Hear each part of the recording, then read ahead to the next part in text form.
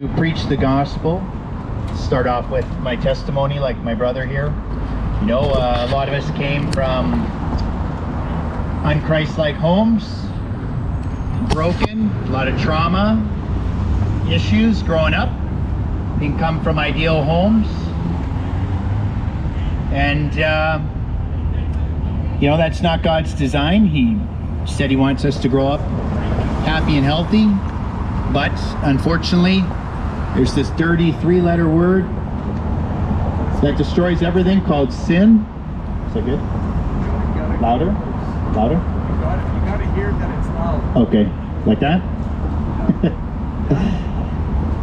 You know, and we've all fallen short. You know, unfortunately, our birthright and what we inherited from Adam was sin. And that's the problem, is what people don't realize is we're already on the wide road. But God had a plan for that.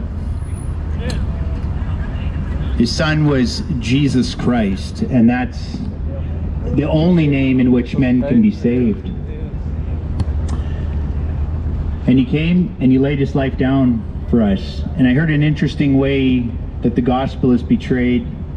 I'd like to share that with you guys today. There was a king in a far-off land, and he was all loving and all just. And he had an issue. Somebody kept stealing from the treasury, and he kept upping the sentence. It started at 1 lash, eventually end up being 40 lashes. Well, it was found out that the one who was stealing from the treasury was the king's son. Now, the king had a problem because he was just, and even though it was the royal son, he would have to punish that person. And so many thought the king would pardon the son, but he did not. He said the transgression needs to be paid. And so when it came time to do the 40 lashes, which by the way was considered death, 39 minus 1 is what Jesus Christ received. He was on the verge of death. And so it was 40. And so whoever would get this punishment would receive a death sentence.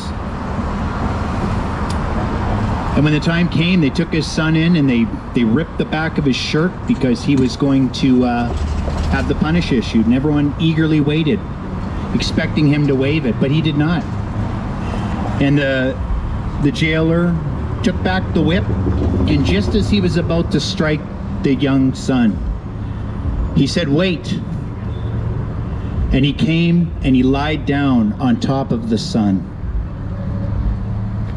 That is what Jesus Christ did for us. Amen. And he took the punishment, and then he died. And that's what Jesus Christ has done for us, folks, that we can be saved.